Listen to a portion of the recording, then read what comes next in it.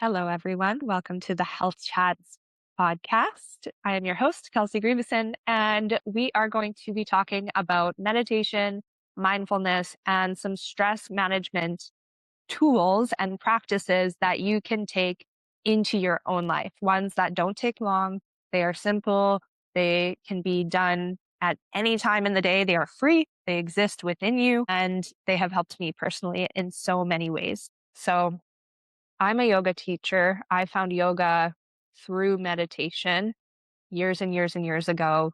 To give a brief how did I get here story, it came from a very low place in my life where I was very depressed. I was very anxious. I didn't feel in control of my own mind. And I had tried many different routes of healing that, from antidepressants, anti anxiety pills, to therapy, to coaches, to so many things. And they all helped in different ways. But what I found helped the most was meditation for me. And that led me to yoga. And then that led me to higher purpose work like coaching, life coaching, mindset coaching, health coaching. So this is a very near and dear subject to me in my heart because it's more than just education. It's life-changing stuff that helped me in so many ways.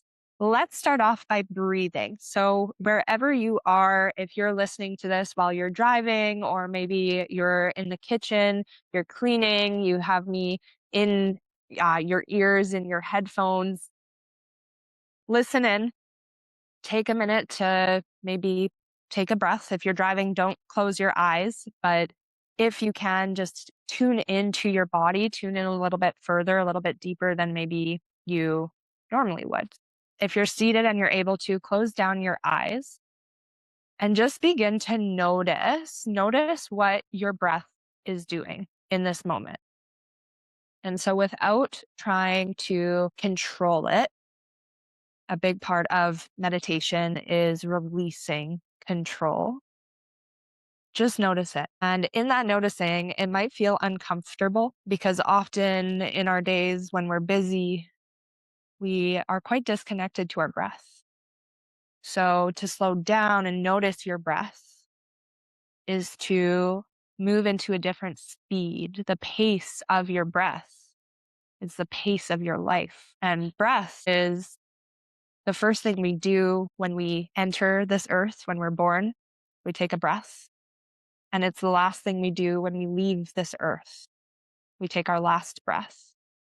Breath is something that we speed up when we're excited, when we're nervous, when we're anxious. It's something that we slow down when we're trying to calm down. Even our dialogue is like, oh, I just need to take a breath. Or maybe you're like losing your breath because you're like so in love. It's very directly tied to our emotions. Or maybe you lost your breath because you got hit in the stomach. Like so many ways that our breath plays into our daily life. It's all connected to there. So as you sit here and you notice what your breath is doing, start to be more intentional on your inhales to send your breath down into your lower belly. Feel your belly expand. Feel your belly button point way out. And through your mouth, let out an exhale. Let it make noise. Do that again. Inhale through your nose, expand your belly. Feel your diaphragm expand, the place around your ribs. And through your mouth, let it go.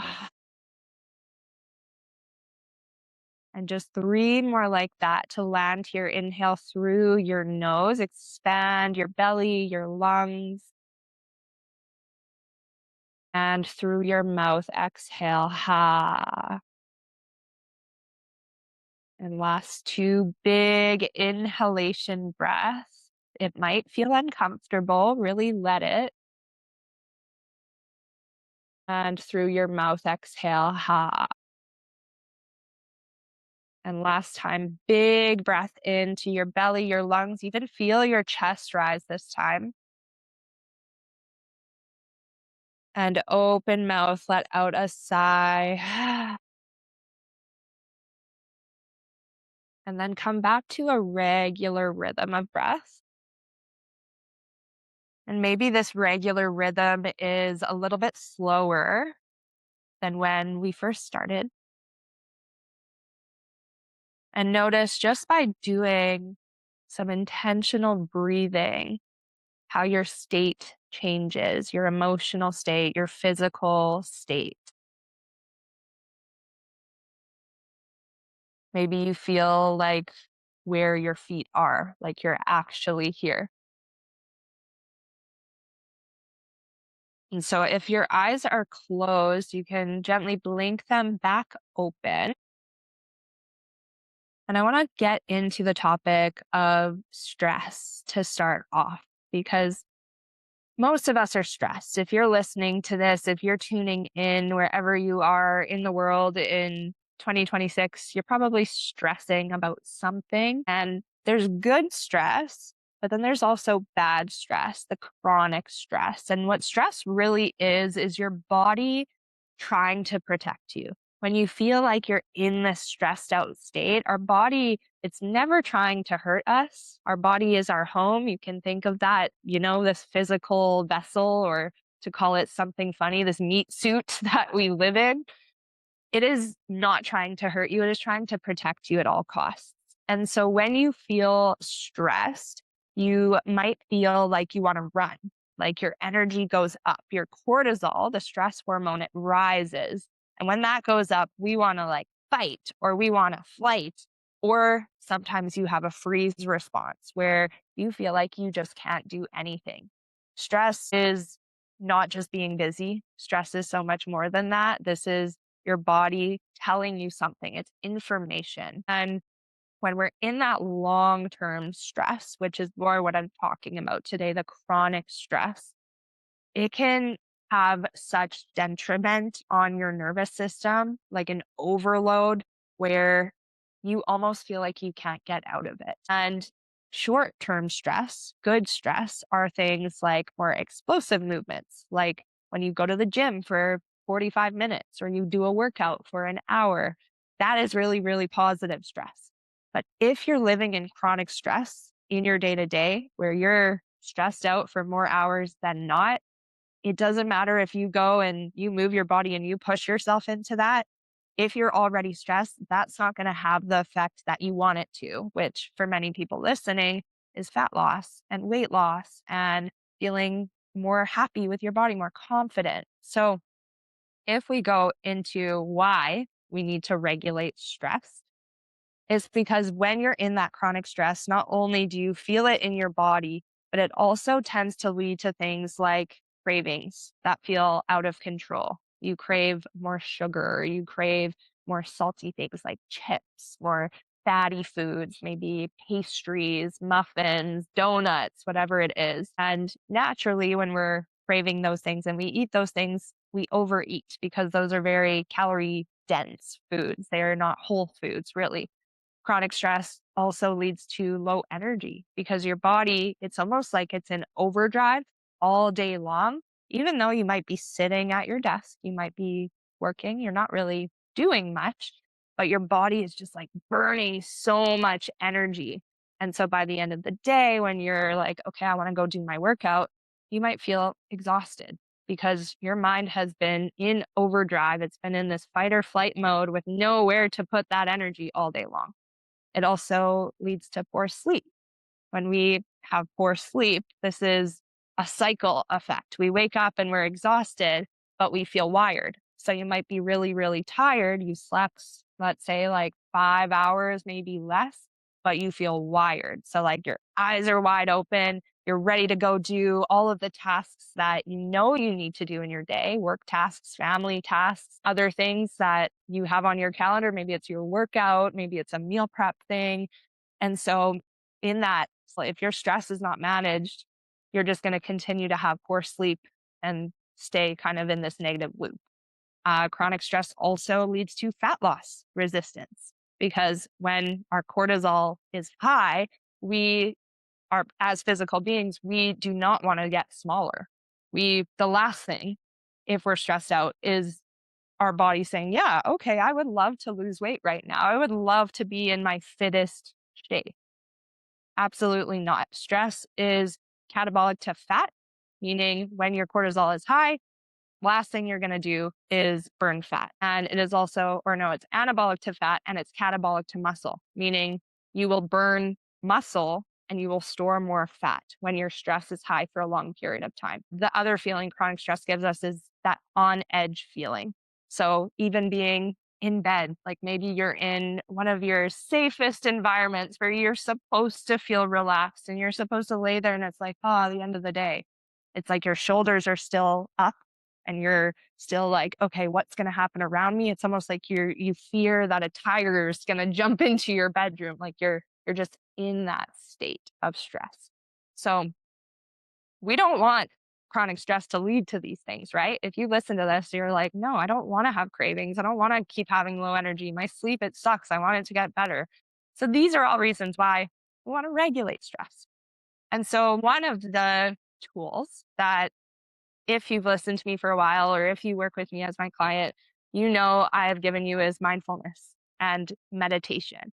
And I want to talk about what meditation is not, because I think if you're new to meditation, it can be a little intimidating because I mean, online, we see things, we tend to see extremes. Like we see monks, Buddhist monks who sit on the edge of a mountain in their lotus pose and they're just like so calm and they're there for 8 hours a day.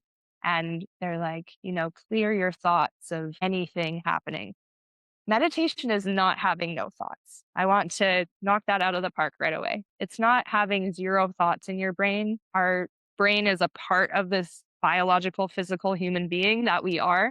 We need to have thoughts, especially if you're not a monk and you operate in regular day to day society where you go to a job and you have a family and you have kids and et cetera, right? So meditation is not having no thoughts. It is also not sitting completely still for 20 minutes straight. That's another thing we see. It's like, do not let the mosquito take you out of your meditation. But again, we live in normal society and it's normal for us to get an itch and be aware of that itch. And maybe you act on it the first time. And then maybe the second time you're like, oh, okay, I'm aware of the itch, but I'm going to be more mindful with it. But it's not sitting still for 20 minutes. It's also not doing it perfectly. As someone who has been meditating now for almost 10 years, I would say, I have weeks where I feel like I'm, quote unquote, perfect with it, where I sit for my 5 minutes and I breathe the whole time. And I'm like, wow, my mind is really clear. And then I have other weeks where I'm looking at my watch. I'm like, has it been 5 minutes yet? Has it even been 1 minute? And I'm just like on the edge. I don't want to be there, but I try to do it anyways. So that's not what meditation is. What meditation is noticing. So back to the mosquito, say there's a mosquito, you have an itch, whatever it is, it's something that's taking you out of that present moment. It's noticing it. And maybe the first time you act on it, but the second time, maybe you don't. Meditation is slowing down. So this doesn't have to be sitting in your cross-legged pose with hands out beside you. This could be slowing down in whatever it is that you're doing.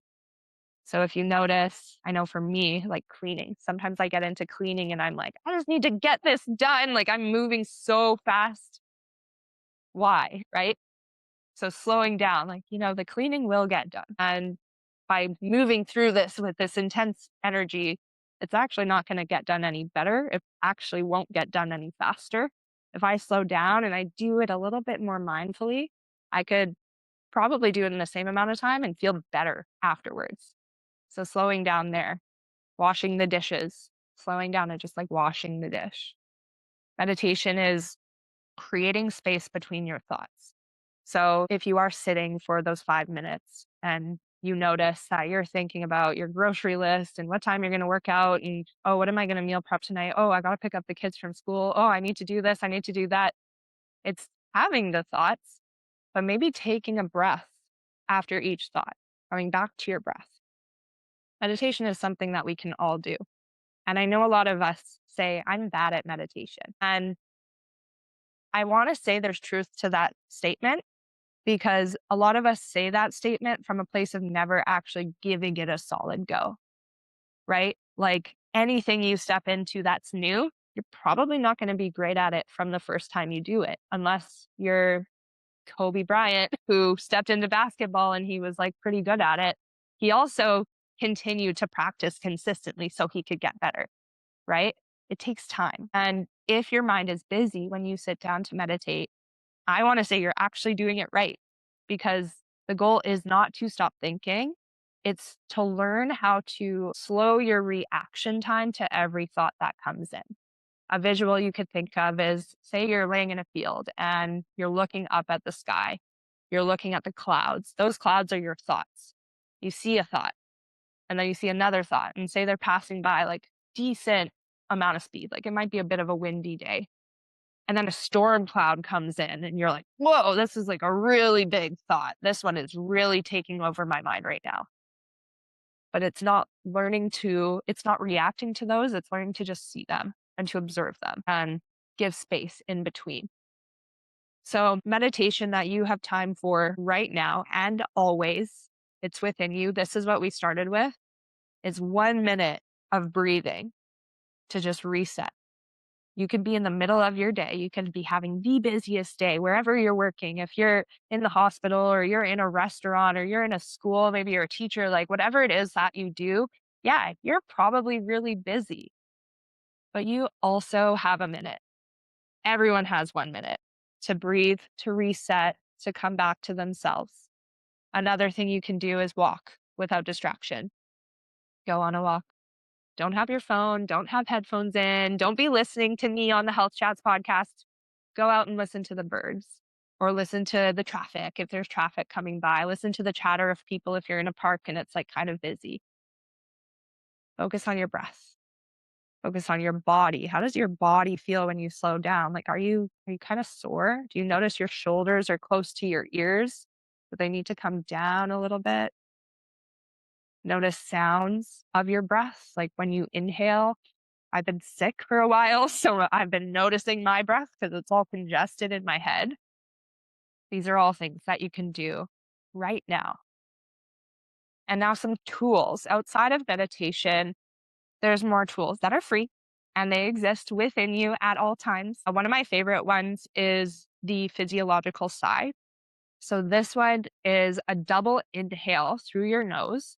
So as I'm congested, I probably won't be able to do it very well. You likely can't hear it, but two inhales that are pretty fast through your nose, like, and then a slow exhale through your mouth. When we exhale through our mouth for a longer period of time, it tells our nervous system to move into the restful state, the parasympathetic state. So if you notice that you're inhaling really, really fast, like you're maybe hyperventilating, your nervous system is likely in overdrive. It's in sympathetic. It's in that fast paced mode, even if you're just sitting at your desk working.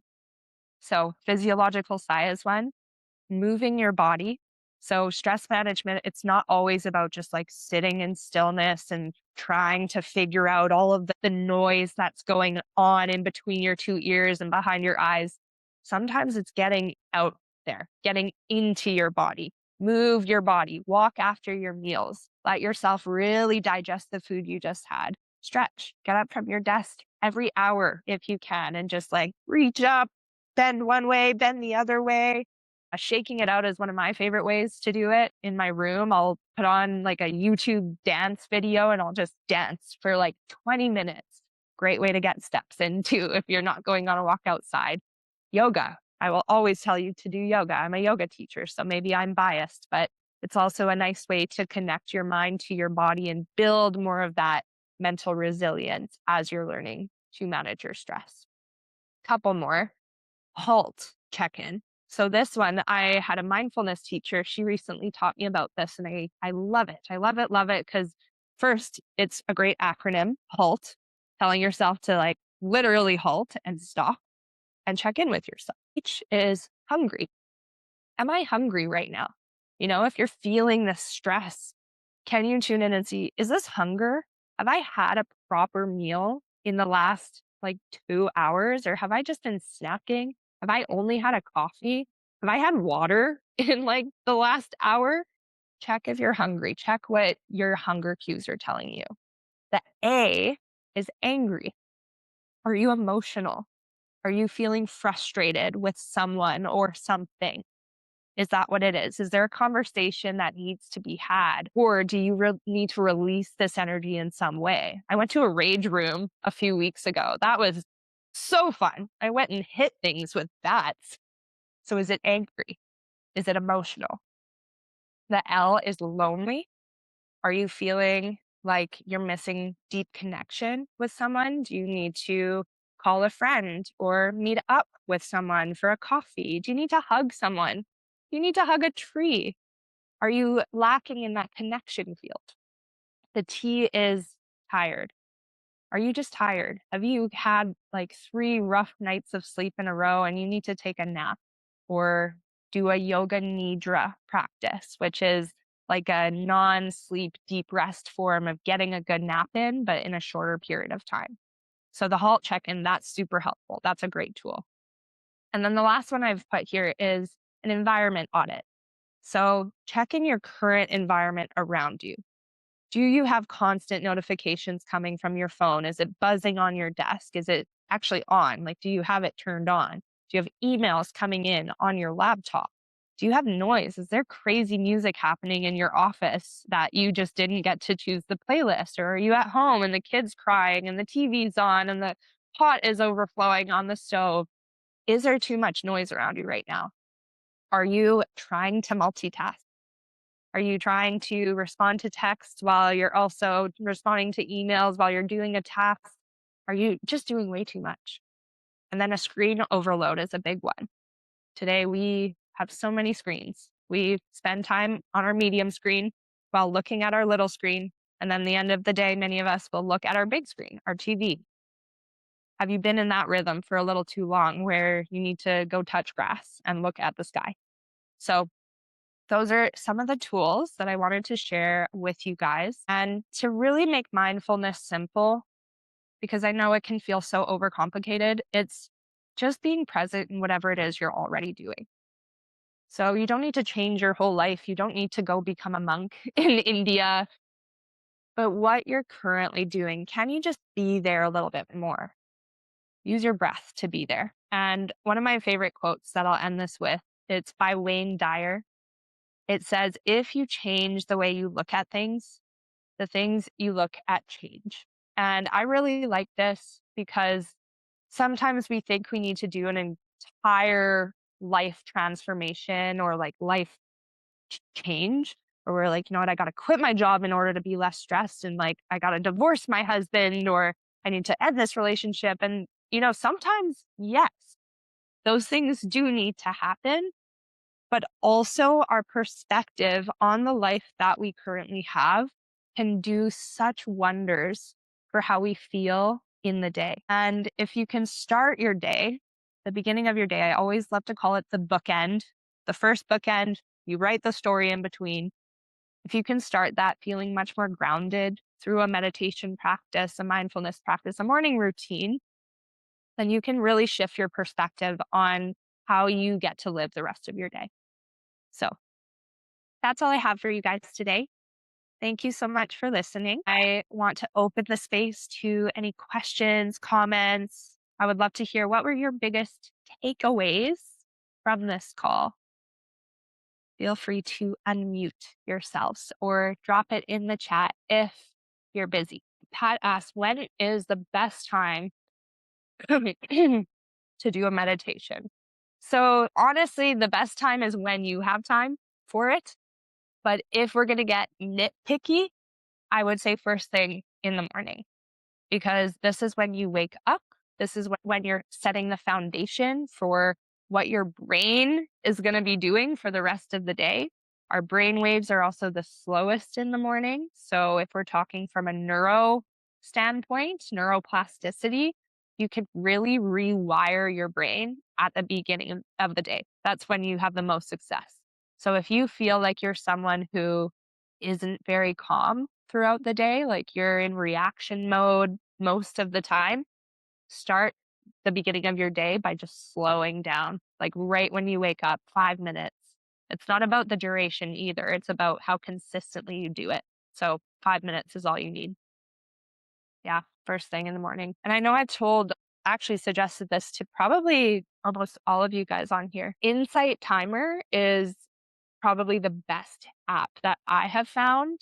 It's completely free. There's breath work, there's meditation, there's intention setting, there's journal prompts, there's yoga nidra, which to share what yoga nidra is for the girlies who struggle with your sleep.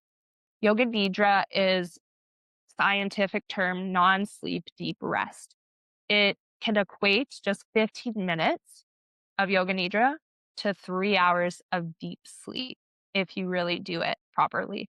So I have suggested it to a couple of you already. Download the app if you haven't, Insight Timer. You have it on your phone. It also tracks how many days in a row. On 80. I just hit 80 today. And you can set an intention in it as well. So yeah, if you have any questions too afterwards, just send me a message.